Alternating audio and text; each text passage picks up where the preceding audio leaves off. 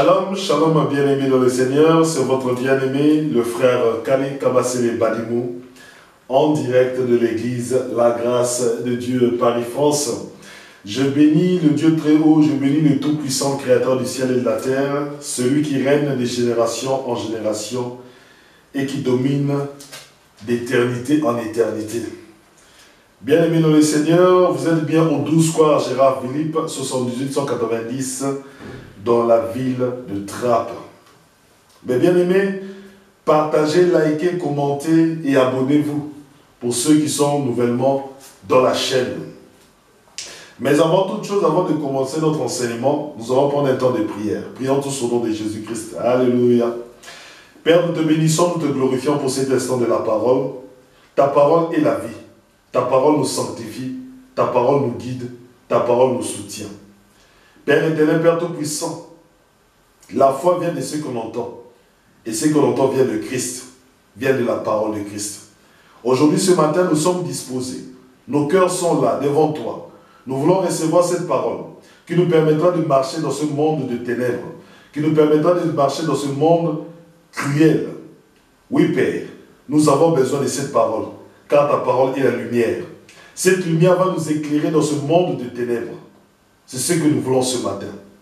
Que ton Esprit Saint puisse nous convaincre, que ton Esprit Saint puisse nous parler et que ton Esprit Saint puisse nous guider. Que ton nom soit béni et glorifié. Au nom de Jésus-Christ, j'ai ainsi prié. Amen, amen, amen. Bien-aimés dans le Seigneur, si vous avez des questions, n'hésitez pas à appeler. Si vous avez des sujets à partager, n'hésitez pas aussi à appeler. Mon numéro de téléphone se trouve dans la description de cette vidéo. Appelez-moi et on pourra partager le problème qui vous concerne. Le thème de ce matin n'est que la continuité du thème du dimanche passé. Le dimanche passé, nous avons vu dans les derniers jours. Aujourd'hui aussi, nous continuons toujours dans le même thème. Dans les derniers jours, nous continuons toujours pour finir ce thème. Le dimanche passé, nous nous sommes arrêtés aux enfants qui sont rebelles à leurs parents. Alléluia. Aux enfants qui sont rebelles à leurs parents, ingrats, irréligieux. Maintenant, nous continuons encore. Pourquoi est-ce que nous parlons de ce thème? Parce que ce thème montrera la caractéristique, le comportement des hommes et des femmes, et aussi de certains chrétiens dans les derniers jours. Alléluia. Amen. Donc il est très important que vous sachiez que même les chrétiens, même ceux qui croient en Christ, doivent savoir que quand nous serons dans l'église et que dans l'église nous verrons ces comportements, nous devons nous dire que c'est la fin des temps. Nous continuons. C'est dans 2 Timothée chapitre 3 à partir du verset 1er. Je lis au nom de notre Seigneur Jésus-Christ. 2 Timothée chapitre 3 à partir du verset 1er. Je vais attendre le frère Suleiman qui trouve le verset, parce que nous devons lire tous ensemble. Alléluia.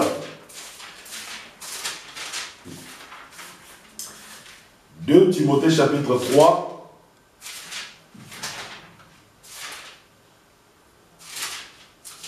à partir du premier verset. 2 Timothée, oui. chapitre 3, oui. À partir du premier verset. Okay. Alléluia. Je lis au nom de notre Seigneur Jésus-Christ. Ça dépend de la version que vous avez, mais au moins vous avez 2 Timothée chapitre 3 à partir du premier verset. Sachez que dans les derniers jours, il y aura des temps difficiles, car les hommes seront égoïstes, amis de l'argent, fanfarons, hautains, blasphémateurs, rebelles à leurs parents, ingrats, irréligieux, insensibles, déloyaux, calomniateurs, intempérants, cruels, ennemis des gens de bien, traîtres, emportés, enflés d'orgueil, aimant le plaisir plus que Dieu, ayant l'apparence de la piété, mais régnant ceux qui ont fait la force. Éloigne-toi de ces hommes-là. Alléluia. Que la parole du Seigneur Jésus-Christ soit bénie. Bien-aimés, dans les derniers temps, Les temps seront difficiles. Pourquoi? Parce que lorsque tu vas regarder le comportement des gens, le cœur te fera mal. Tu auras mal au cœur. Tu vas pleurer. Tu te dis, mais comment est-ce que les gens peuvent être à ce niveau, avoir un tel comportement? Tu te poseras la question, mais qu'est-ce qui se passe dans leur vie? Comment est-ce qu'ils ne distinguent pas le bien du mal? Comment est-ce qu'ils ne distinguent pas ce qui est saint et de ce qui est impur? Comment peuvent-ils être autant orgueilleux? Comment peuvent-ils être blasphémateurs? Comment peuvent-ils être rebelles à leurs parents? Bien-aimés, ces choses-là te feront mal au cœur. Et ce sont des choses que nous vivons, même dans la rue, même dans notre vie de chaque jour, même dans notre vie quotidienne. Nous vivons ces choses-là. Mais le Seigneur Jésus-Christ te dit, quand tu verras ces choses-là s'accomplir, quand tu verras ces choses-là se manifester, il faut que tu saches que nous sommes au temps de la fin. Nous sommes dans les derniers temps. Alléluia. Amen.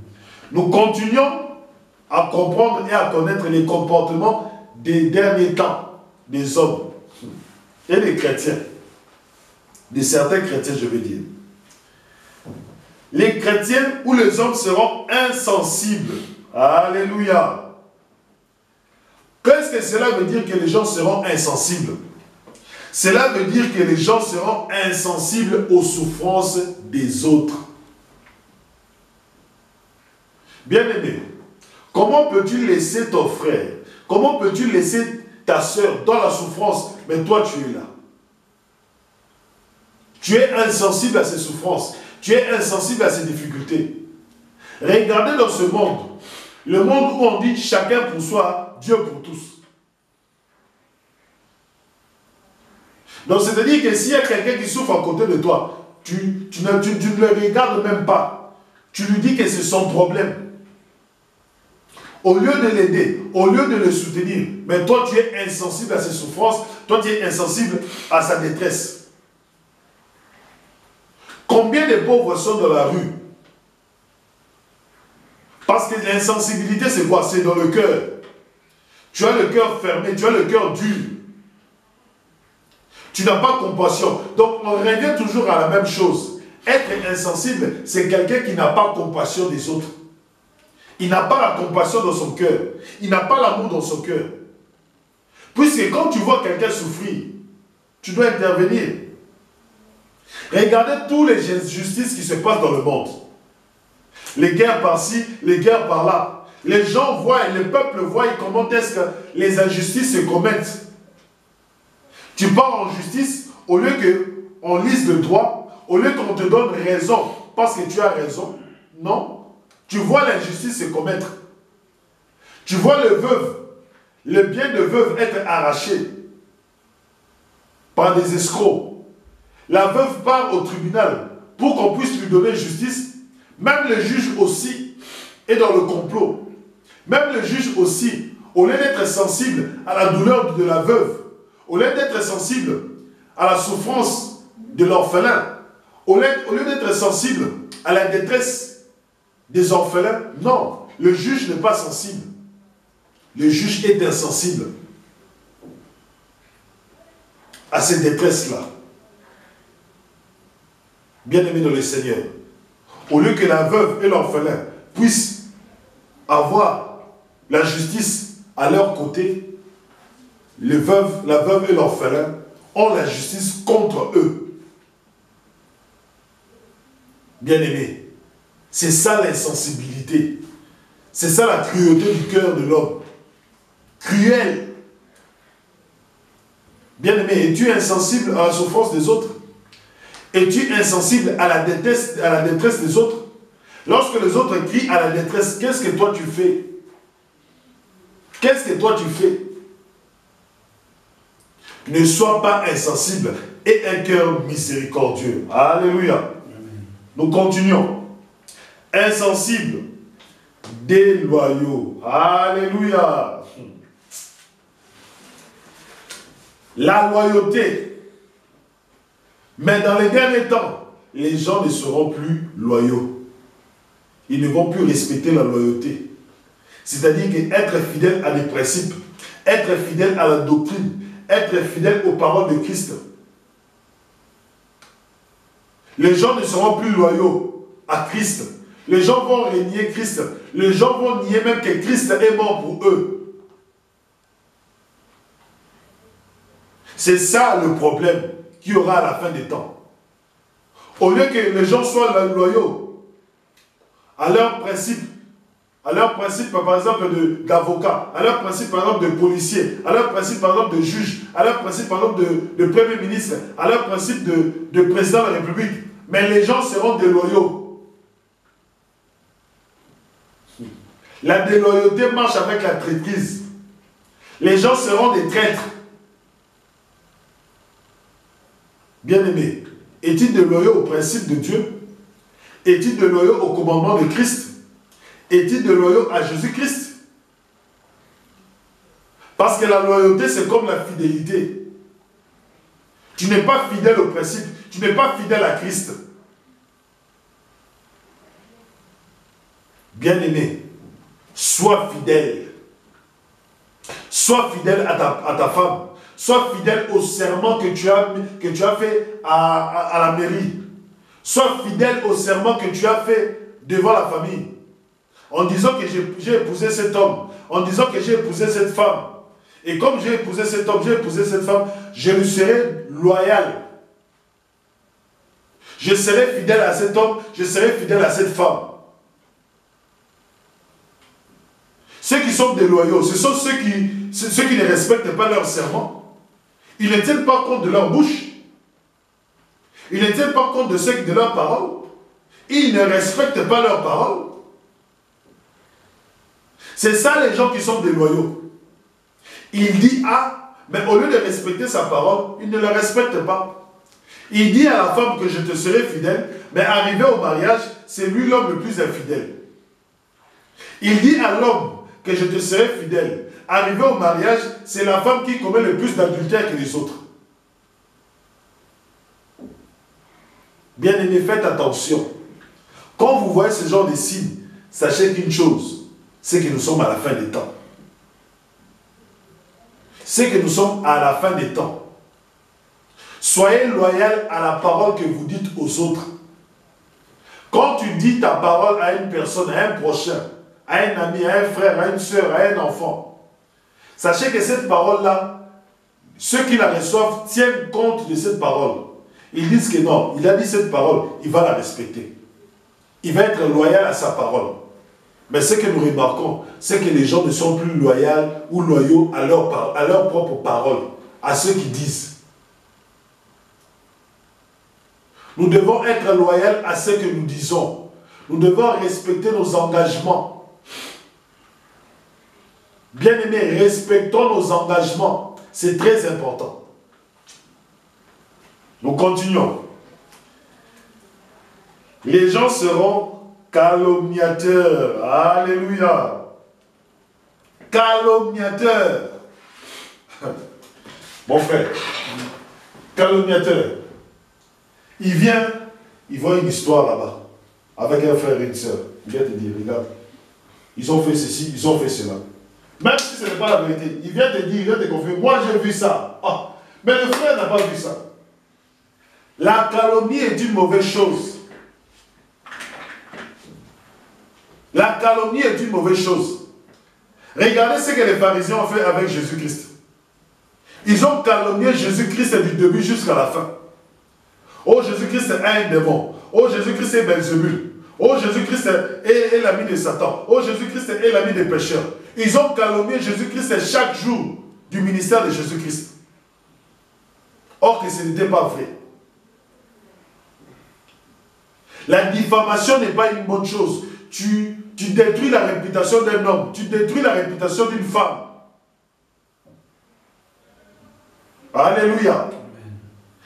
Calomnier une personne, c'est diffamer sur lui, c'est dire des mensonges, c'est dire des faussetés sur lui. Tu n'as pas vu le frère Calais au poste de police.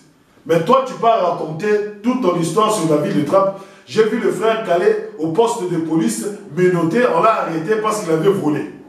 Ça, c'est de la calomnie. C'est de la calomnie. C'est de la diffamation.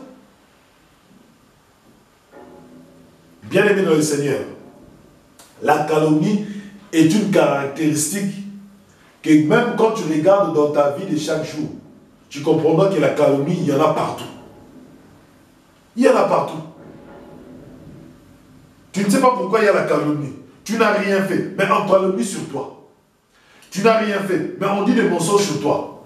Tu n'as rien fait, mais on diffame sur toi. Alléluia. Bien aimé. C'est pour cela la Bible dit, ce sera des temps difficiles. Parce que quand on calomnie sur toi, ça te fait mal. Tu auras mal dans ton cœur. Ton cœur va pleurer. Et pendant que ton cœur saigne, ton cœur pleure. Et là, c'est ce qu'on appelle les temps difficiles. C'est-à-dire que tu dois avoir la capacité de te relever, malgré les mensonges, malgré les faussetés. Tu dois avoir la capacité de pardonner. C'est ça qu'on appelle les temps difficiles. Parce que quand on calomnie sur toi, c'est une souffrance pas possible. Quand on dit des mensonges sur toi, c'est une souffrance pas possible.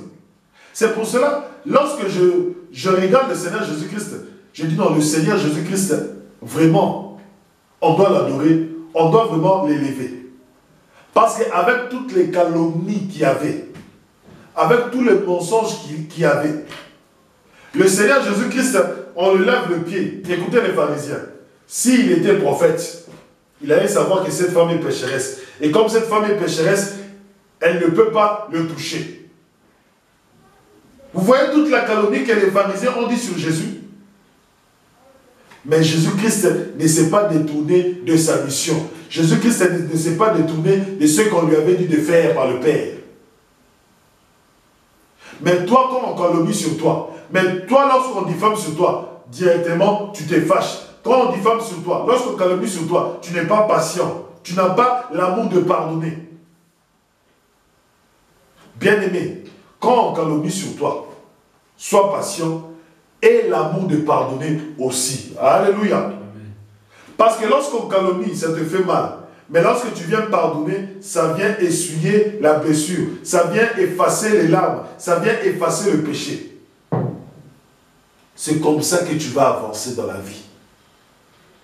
Dans ces temps difficiles. Dans ces temps difficiles. Vous pensez que dans ces temps difficiles, ce serait simple. Ah, c'est simple. La Bible dit que ce sera des temps difficiles, mais nous, comme on a Christ, ça va être simple. Non, ça sera vraiment difficile. Tu vois vraiment que ton frère est en train de calomnier sur toi. Tu vois vraiment que ton frère est insensible à tes difficultés, à ta détresse.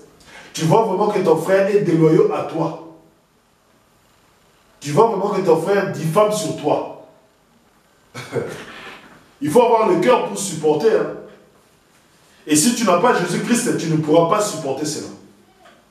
Alléluia. Amen. Si tu n'as pas Jésus-Christ, hein, tu ne pourras pas supporter la diffamation, tu ne pourras pas supporter la calomnie, tu ne pourras pas supporter le mensonge sur ta vie. Nous continuons. Les gens seront intempérants, c'est-à-dire qu'ils ne seront pas modérés. Bien-aimé, lorsqu'on calomnie sur toi, lorsqu'on dit des mensonges sur toi, quelle est ta réaction? Alléluia. Amen. Ta réaction détermine aussi si tu es chrétien ou si tu n'es pas chrétien. Ta réaction détermine aussi si tu as saisi le pardon ou si tu n'as pas saisi le pardon. Intempérant signifie quoi? Intempérant signifie que tu réponds à quelque chose, mais pas dans la bonne mesure, pas dans la modération. Tu es dans l'excès. Quelqu'un t'a insulté, toi tu vas directement le gifler. Quelqu'un a diffamé sur toi, toi tu iras directement l'insulter. Toi tu ne chercheras pas la paix. Toi tu ne chercheras pas l'unité. Toi tu ne chercheras pas l'amour. Alléluia. Quelqu'un qui diffame sur toi, viens directement le voir. Parle-lui. Dis-lui, mon frère, j'ai entendu que tu as dit ça sur moi.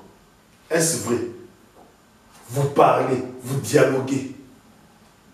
C'est cela être tempérant. Avoir des actes modérés. Je cherche mon frère, je parle avec lui. Ah, je le comprends, je le saisis. J'ai dit, non, mon frère, ici tu as diffamé sur moi, ça m'a fait mal. Mais malgré cela, je te pardonne. C'est ça, être tempérant. Mais dans les derniers temps, les gens ne seront pas tempérants. Ils seront intempérants. Ils ne vont pas agir d'une manière modérée. Ils ne vont pas agir d'une manière sage. Parce que quelqu'un peut te diffamer. Quelqu'un peut te dire des mensonges sur toi. Mais il faut aussi que la personne puisse voir ta maturité. Il faut aussi qu'une personne puisse voir ton intelligence, ta sagesse. On diffame sur moi. Oui, viens, malgré que tu as diffamé, je te pardonne. C'est ça aussi, les temps difficiles. Nous continuons. Intempérant, cruel. Alléluia. Les gens seront cruels. Bien-aimés, qu'est-ce que ça signifie? Les gens seront cruels. Ça signifie une chose. Que les gens prendront plaisir à te voir souffrir. Quand tu souffres, les gens seront heureux, ils seront contents. C'est ça qu'on appelle la cruauté. Dans la cruauté, tu as l'insensibilité. Est-ce que lorsque ton frère souffre, prends-tu plaisir à cela? Il y a des gens, lorsqu'ils voient des pauvres, lorsqu'ils voient des orphelins, lorsqu'ils voient des veuves, ils disent, c'est bien fait pour eux. C'est bien fait pour eux. Comme ils sont pauvres, comme ils n'ont pas de parents, comme ils sont dans les difficultés, d'autres personnes, c'est leur plaisir de te voir comme ça, de ne pas avancer dans ta vie, d'être toujours bloqué quelque part. Eux, c'est leur plaisir. D'autres personnes diront, ah, elle partait à l'église, hein. Ok, il partait à l'église, hein. Voilà maintenant les difficultés. Nous, on va être là, on va se moquer de lui. Le monde est cruel. Regardez toutes les guerres qui se passent dans le monde. Regardez toutes les guerres. Quand tu regardes bien, c'est de la cruauté. C'est de la cruauté. L'ONU a cherché à intervenir, mais l'ONU est limitée. Pourquoi? Parce que l'ONU ne peut pas changer le cœur des hommes. L'ONU ne peut pas changer le cœur des hommes.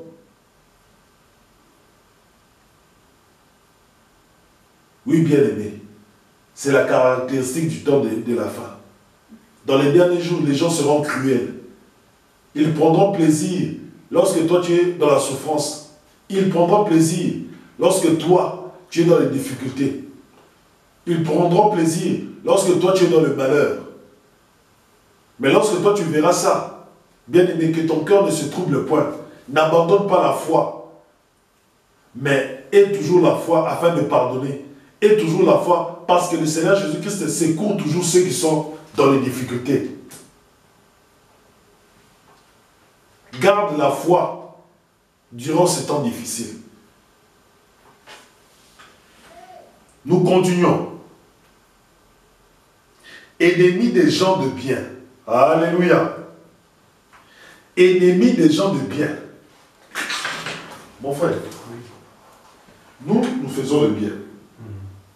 Mais il y a des gens, quand ils voient que nous faisons le bien, ils deviennent nos ennemis. Oh.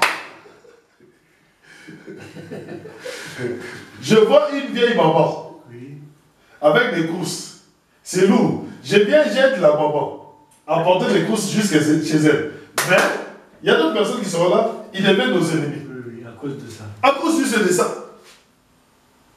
Donc, on se posera même la question, mais comment est-ce que tu peux devenir mon ennemi parce que j'aide une vieille dame?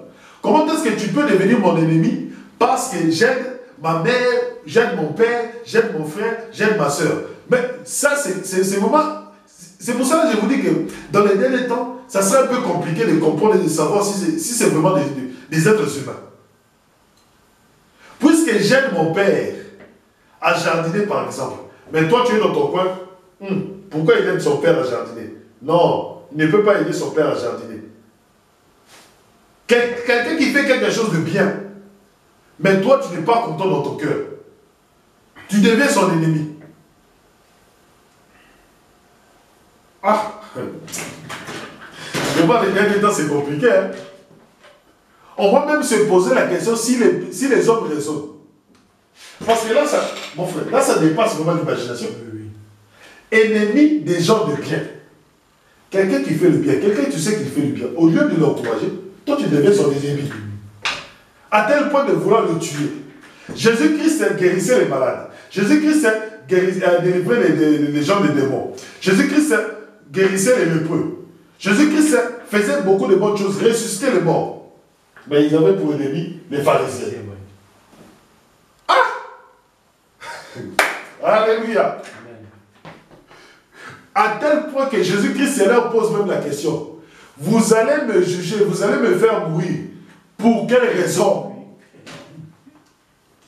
Alléluia. Vous allez me tuer, d'accord. Mais donnez-moi seulement la raison pour laquelle vous allez me tuer. Même Pilate, même César, tous les juges qui étaient là, on dit non. Nous. Pilate, qu'est-ce qu'il a dit? Il a dit non. Moi, je lève mes mains. Parce que lui, je ne vois rien qui peut le condamner. Il n'a offensé aucune loi. Moi, je me lève les mains. Vous voyez comment est-ce que les ennemis des gens de bien font? Ils iront jusqu'à vouloir te tuer. Parce que tu fais seulement le bien. Pourquoi? Parce qu'ils sont jaloux de ce que tu fais. Eux, ils n'ont pas la capacité de faire du bien. Mais toi, quand tu fais du bien, ça devient un problème.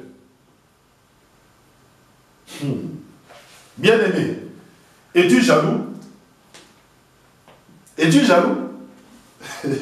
Parce qu'ennemi du bien, ennemi des gens de bien, c'est carrément la jalousie. C'est la jalousie. Nous continuons. Ennemi des gens de bien, traîtres. Alléluia. Les gens seront des traîtres. Ça vous rappelle qui? Ça nous rappelle Judas. Ça nous rappelle Judas. Tu trahis la confiance des autres. Quelqu'un te donne un secret. Quelqu'un te fait confiance. Mais tu le trahis. Quelqu'un te dit un secret. Tu pars le dire à d'autres personnes. Tu as trahi. Parce que ce n'était qu'adressé à toi. Tu as trahi. D'autres personnes, comme le dit l'apôtre Paul, ont trahi l'évangile, ont trahi l'œuvre. Pourquoi? À cause du bien de ce monde.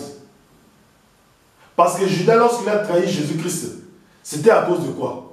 De l'argent. C'est juste des pièces d'argent. Et lorsqu'il s'est rendu compte qu'il a trahi Jésus-Christ, c'était déjà trop tard. C'était déjà trop tard. Bien-aimé, lorsque les gens te donnent la confiance, ne les trahis jamais. Parce que la trahison, c'est quelque chose qui blesse profondément. Quelqu'un te donne son cœur. Quand on dit que quelqu'un te fait confiance, quelqu'un te donne certaines informations de sa vie que personne dans le monde ne connaît. Il te divulgue cette information, il te transmet cette information, afin que toi tu puisses partager avec lui cette information, afin que toi tu puisses le soutenir. Mais toi, tu le trahis en divulguant cette information à tout le monde. En le divulguant. Bien-aimés dans le Seigneur, ne soyons pas des traîtres. Quand tu vois des traîtrises par-ci, quand tu vois des traîtrises par-là, bien-aimé, comprends que nous sommes à la fin des temps.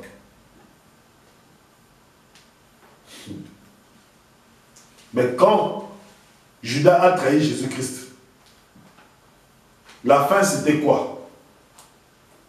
Je dois aussi interpeller toi qui es traître. Sachez une chose, les traîtres, leur fin n'est pas toujours agréable. Leur fin n'est pas toujours bien.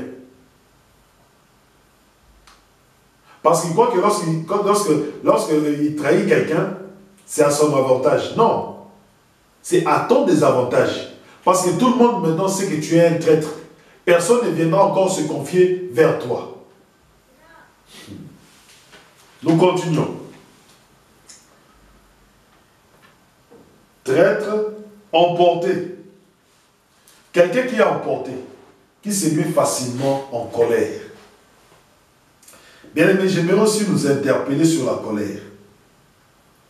Nous devons comprendre que lorsque nous nous mettons en colère, certes, des fois c'est pour des raisons justes, mais nous devons aussi pardonner pour que cette colère parte vite.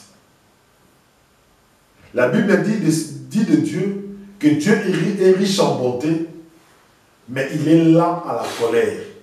Ayant cette caractéristique-là, d'être lent à la colère. Une personne qui est emportée, c'est une personne qui est rapide à la colère. Mais une personne qui est mesurée, c'est une personne qui est lent à se mettre en colère. Il est comme Dieu. Cherchant à être comme Dieu. Imitant Dieu. Imitant Dieu comment?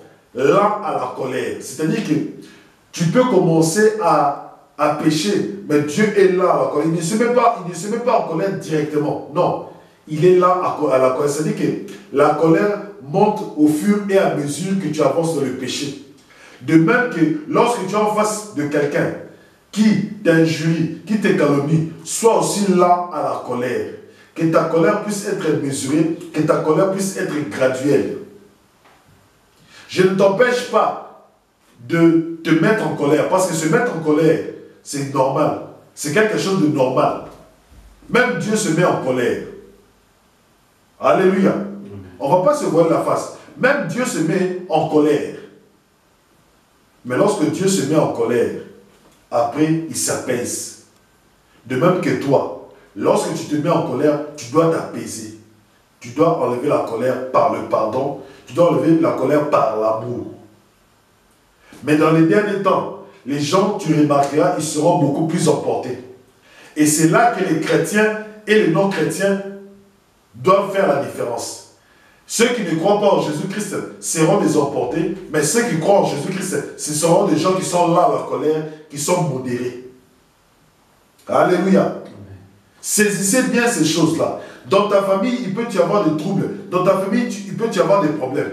Mais les gens doivent remarquer que toi, tu es lent à la colère, lent à te mettre en colère. Parce que lorsqu'ils voient ça, ils se disent, oui, lui, il a le caractère du Seigneur Jésus-Christ. Lui, c'est un chrétien. Ça se voit qu'il pratique la parole. Ton enfant, ta fille, ton fils fait une bêtise. Sois modéré, sois lent à la colère. Alléluia. Enflés d'orgueil. C'est-à-dire qu'ils sont remplis d'orgueil. Remplis d'eux-mêmes. Moi, je suis supérieur à celui-là. Moi, je prêche mieux que le frère Calais.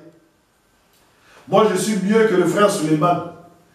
Moi, je suis mieux que la sœur Nathalie. Moi, je suis mieux que Delcy. Moi, je suis mieux que celui-là. Ils sont enflés d'orgueil, c'est-à-dire remplis d'orgueil. Or, nous l'avons vu le dimanche passé. Dieu n'aime pas les orgueilleux. Dieu n'exauce pas les orgueilleux. Alors, ne soyons pas remplis d'orgueil. Mais par contre, soyons humbles comme le Seigneur Jésus-Christ. Ayant l'humilité comme le Seigneur Jésus-Christ. Jésus-Christ s'est humilié comme un simple serviteur. Lui, Seigneur, mais il s'est humilié comme un simple serviteur. Il a lavé les pieds des apôtres.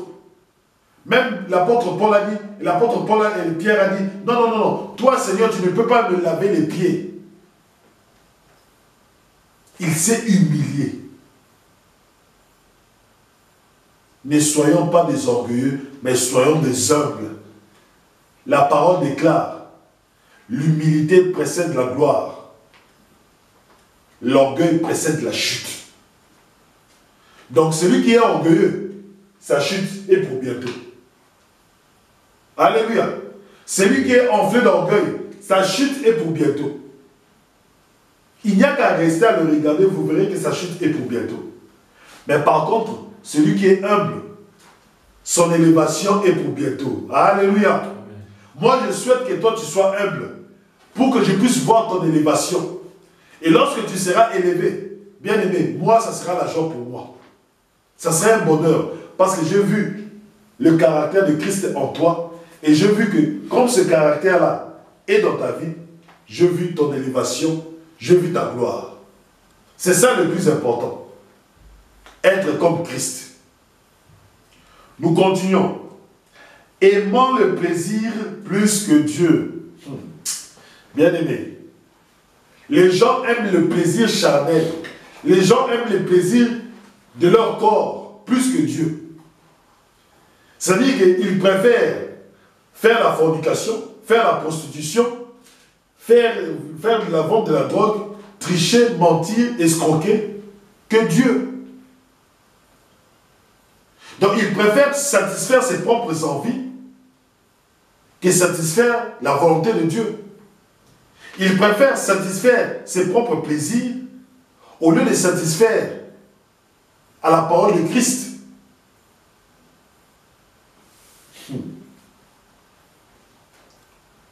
Donc, ils aimeront beaucoup plus, donc ils auront beaucoup plus d'amour, comme avoir l'amour de l'argent. C'est ça aussi. C'est aimer l'argent plus que tout. L'argent est devenu comme un dieu. Le plaisir sexuel, l'homosexualité, le lesbianisme, le transgenre, c'est devenu comme un dieu pour toi. Tes plaisirs ont pris la place de Dieu. Aimant le plaisir plus que Dieu. C'est-à-dire que d'abord ton plaisir, après Dieu. Ça aussi, j'interpelle aussi les chrétiens. Si tu es dans cette lignée-là, si tu es dans ces choses-là, d'aimer plus le plaisir que Dieu, bien aimé, change ton comportement. Change ton comportement. Mets Dieu à la première place. Alléluia. Mets Dieu à la première place. Et tu verras que ta vie va changer. Quand Dieu est à la première place, Dieu va te ramener dans le droit chemin. Quand Dieu est à la première place, Dieu te protégera. Quand Dieu est à la première place, Dieu te donnera ce qu'il te faut. Quand Dieu est à la première place, Dieu te bénira. Nous allons terminer par ce verset. Ayant l'apparence, ayant l'apparence de la piété, mais régnant ceux qui en fait la force. Ayant l'apparence de la piété, mais régnant ceux qui en fait la force. Qu'est-ce qui fait la force de la piété? C'est la crainte de Dieu, c'est la sainteté, c'est l'obéissance, c'est la soumission à la parole de Dieu. Ce qui fait la force de l'évangile, c'est la sainteté. Parce que tu pourras regarder toutes les religions. Il n'y a aucune religion qui est comparable à Christ, qui tient compte de la sainteté, qui nous donne la sainteté. Il n'y a que Christ qui nous donne la sainteté. Il n'y a que Christ qui nous justifie. Régnant ceux qui ont fait la force, la crainte de Dieu. Tu dis que moi je jeûne, tu dis que moi je prie, tu dis que moi je pars à l'église, mais on te regarde toi dans les boîtes de nuit en train de danser. On te regarde toi dans les hôtels avec les maris d'autrui. On te regarde toi dans la fornication. On te regarde toi dans la vente de la drogue. On te regarde dans la prostitution. Tu dis que tu pars à l'église, c'est bien. Ayant l'apparence de la piété, mais régnant la force, c'est quand on te voit dans la fornication, c'est quand on te voit dans l'homosexualité, c'est quand on te voit dans la vente de la drogue, que nous savons que tu régnis ce qui fait la force de la piété. C'est quoi? La sainteté. L'obéissance à la parole de Dieu. La piété, c'est bien. La piété va de pair avec la sainteté. Sans la sainteté, tu ne peux pas dire que tu es pieux. Parce que ce qui fait la force de la piété, c'est la sainteté. La crainte de Dieu. L'obéissance à la parole de Christ. La soumission à la parole de Christ. C'est ça qui en fait la force. C'est là où se trouve notre force. Quand nous gardons la sainteté, malgré que les gens se prostituent, malgré que les gens font du mal, nous gardons la sainteté. Pourquoi gardons-nous la sainteté? Parce que c'est ça qui fait la force des chrétiens. La sainteté. C'est ça qui fait la différence entre les païens et nous. La sainteté. C'est ça la différence. Bien-aimé, tu as vu les caractéristiques des gens pendant les temps de la fin. Ça sera difficile, mais c'est ce qui s'est passé là. Et c'est ce qui se passe maintenant. Mais dans tout ce que je viens d'enseigner, bien-aimé, dis-moi, pourquoi ne vas-tu pas croire en Christ? Pourquoi ne vas-tu pas accepter Jésus-Christ dans ta vie? Pourquoi ne vas-tu pas te mettre à prier? Pourquoi ne vas-tu pas te mettre à demander le Saint-Esprit? Pourquoi ne vas-tu pas te mettre à lire la Bible, à écouter la parole de Christ, à venir à l'église et à te soumettre à la parole de Christ, à marcher dans la sainteté? Pourquoi ne vas-tu pas te mettre à faire cela? Toi-même qui n'as pas encore accepté Jésus-Christ, tout ce que je viens de te citer, insensible, déloyaux, calomniaires, intempérants, cruels, ennemis des gens de bien, traîtres, emportés, enflés d'orgueil, aimant le plaisir plus que Dieu, ayant l'apparence de la piété, tout ce que je t'ai cité, hautain, amour de l'argent, rebelles à leurs parents, tout ça que je viens de te citer, tu le vois chaque jour. Et tu as mal dans ton cœur. Tu cherches à avoir un refuge. Laisse-moi te présenter le seul refuge que nous avons. C'est le Seigneur Jésus-Christ. Alléluia. Amen. Je t'appelle à la repentance. Je t'appelle à venir en Christ. Je t'appelle à accepter Jésus-Christ. Parce que le jour où tu accepteras Jésus-Christ, c'est le jour où tu auras le courage de pardonner. Parce que pour vivre tout cela, sans Jésus-Christ, bien aimé, c'est difficile, c'est impossible. Sans le Saint-Esprit, c'est impossible pour supporter tout ce que je viens de te citer. C'est impossible. Alors, bien aimé, viens en Christ. Viens en Christ. Prions pour clôturer la parole. Père, nous te rendons grâce pour cette belle parole qui nous démontre à suffisance que sans Jésus-Christ, nous ne pouvons rien. Sans Jésus-Christ, nous ne sommes rien. Et que sans ton esprit, Père, nous ne pouvons pas supporter ces genres de comportements. Nous n'aurons pas la patience, nous n'aurons pas l'amour si toi tu ne donnes pas ton esprit. C'est pour cela, Père, nous te bénissons car tu nous montres le chemin. Car tu nous montres que dans le dernier temps, il y aura ceci, il y aura cela. Tu nous préviens, tu nous avertis. Nous te rendons grâce pour cela. Et de notre côté, Père, nous te demandons que tu puisses nous donner le Saint-Esprit afin que nous puissions accomplir ce qui est bien, ce qui est juste, ce qui est saint. Afin que nous puissions marcher dans la sainteté, dans l'obéissance, dans la crainte de Dieu.